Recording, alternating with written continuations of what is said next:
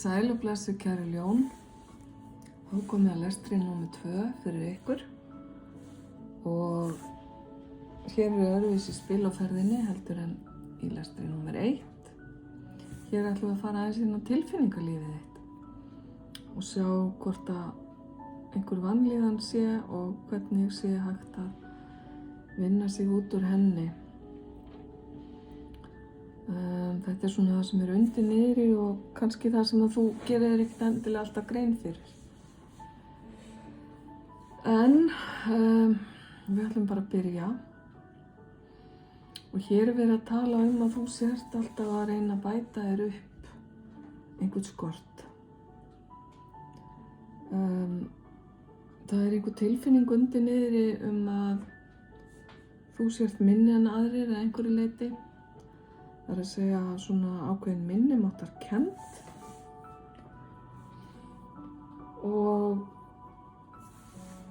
til að bæta þér upp þessa minnimáttarkennd þá ertu að fara svolítið overboard á einhverjum öðrum sviðum í lífið þínu.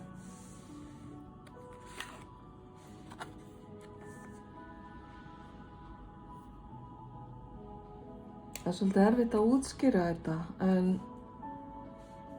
ef þér líður eins og til dæmis myndin hérna sýnir að þú sért ákaflega lítils virði á meðan við hina risana í lífiðinu, þá gæti verið að þú reynir að bæta þér upp með því að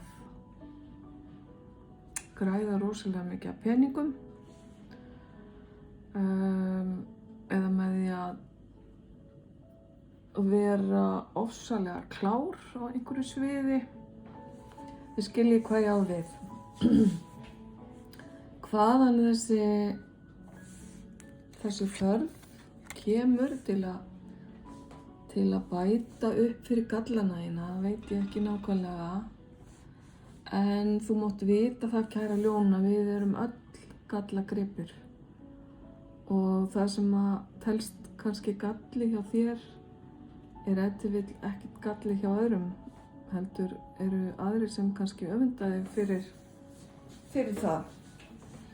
Og þeir hafa einhverja gallar sem að þér finnst ekkert vera gallar og þar fram eftir götunum. Þetta getur verið eitthvað gamalt. Oftast nær eru svona hlutir eitthvað sem við höfum upplifað í fortíðinni, hvort sem það eru æsku eða bara einhver reynsla sem við höfum orðið fyrir á fullorðinsárum. Þið hefur ef til vill skort eitthvað í æsku sem að svona kemur þessu af stað. Félagarnir þínir, vinir þínir, vinkonur hafa kannski átt nóg af einhverju sem að þig hefur vantað. Það getur verið að einhver hafi lagt í einelti, gert lítið úr þér. Ég skynja það frá þessu spili líka. Eða að þú hafi hreinlega lagt aðra í einelti til að svara fyrir þig á einhvern hátt. Það er líka möguleiki. En partur af þessu er þetta hérna spil. Það er uppreisnarsekkurinn. Ertu uppreisnarseggur, kæra ljón? Einhver ykkar greinilega eru þar.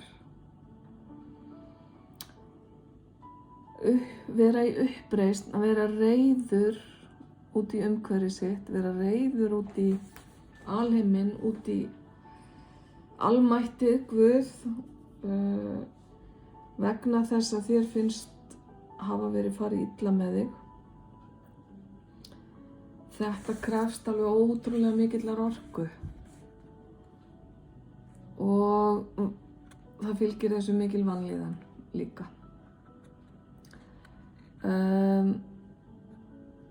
Ég vona þín vegna að þú komist yfir þennan fasa í þínu lífi.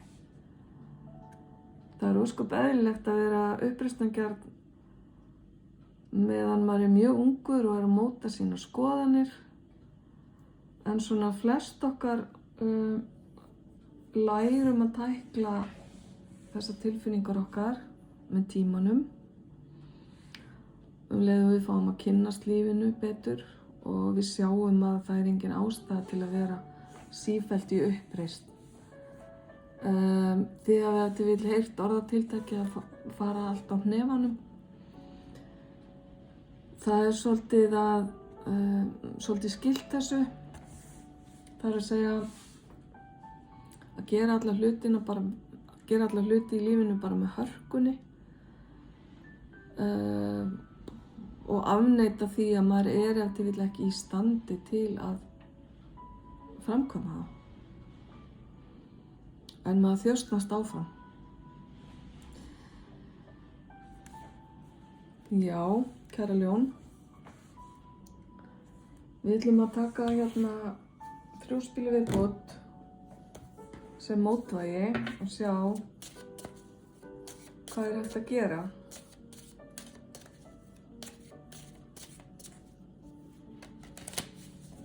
Rokkari, ég heyri rokkari. Uppreisnarseggur og rokkari, ok.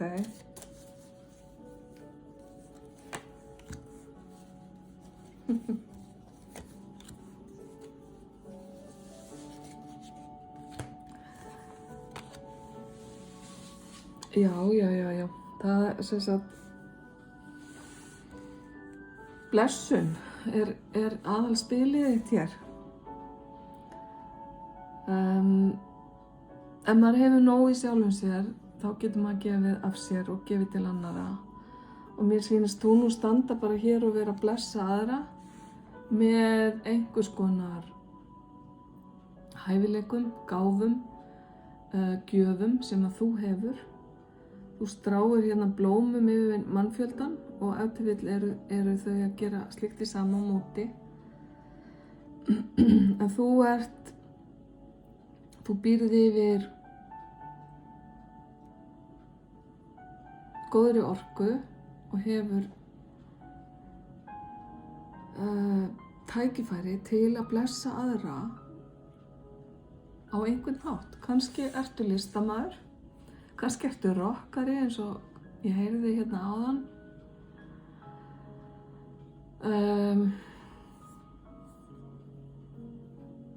Fólki þykir allavega gott að vera í námunda við þig og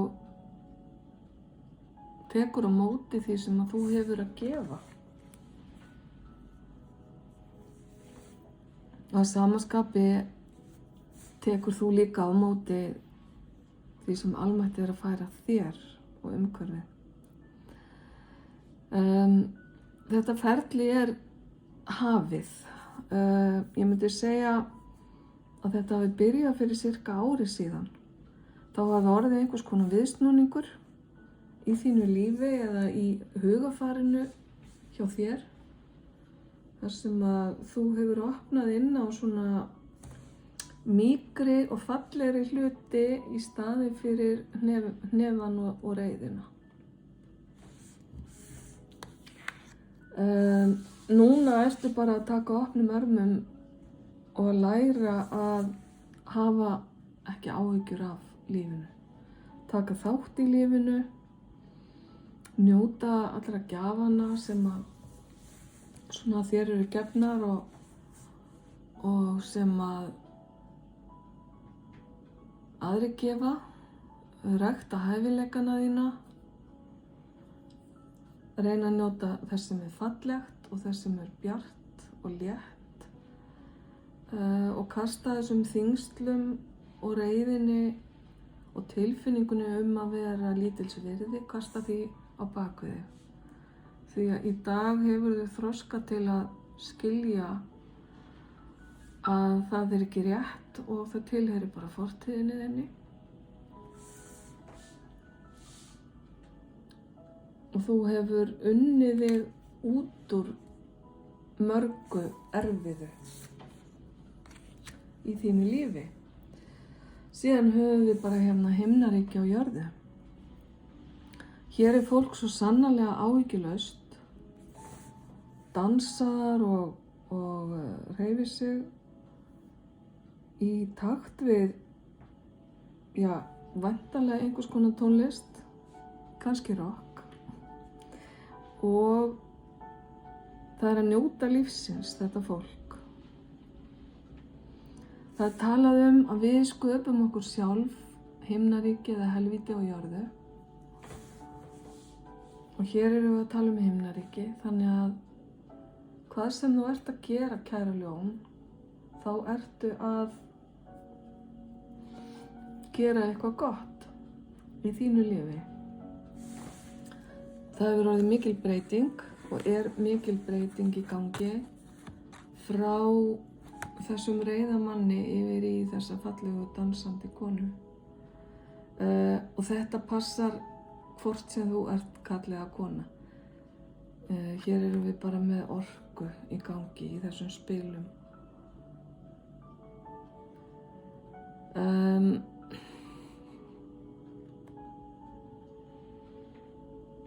Það er skilningur hérna. Almætti er ekki að refsa þér fyrir að hafa tekið lífið svona heiftugum tökum, heldur sýnir almætti þér skilning. Og þegar ég segi almætti þá meina ég bara þetta guðdómlega afl sem að stýrir öllu, sem að sumir kalla Guð og skiptir svo sem ekki máli hvaða nafn við notum. Já. Þannig að þú ert bara að fara að dansa, kæra ljón, og taka á móti blessunum í lífið þínu. Það er eitthvað hérna með hópa af fólki. Allt þetta fólk sem að þú ert að hafa áhrif á og sem að þú ert að taka þátt í einhverju með. Kannski ert að fara að hitta hópa af fólki, kannski ert að fara á námskeið þar sem að er verið að dansa eða sem einhver jákvæð samskipti eiga sér stað. Nú þetta getur verið söngur líka og tónlist.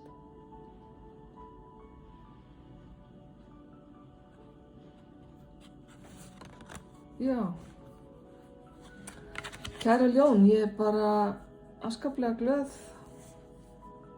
fyrir ykkar hönd og þína hönd að sjá þennan viðsnúning á lífið þínu.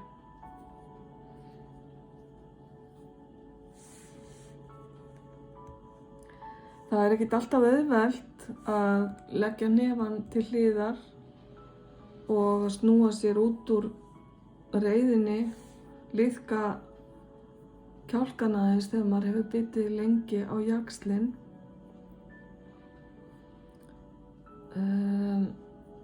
En þér er að takast það, svo sannarlega. Ok, þá ætla ég að láta þetta duga í bili fyrir ykkur, kæru ljón. Ég óska ykkur allsins besta með þetta. Ljós og kærleikur.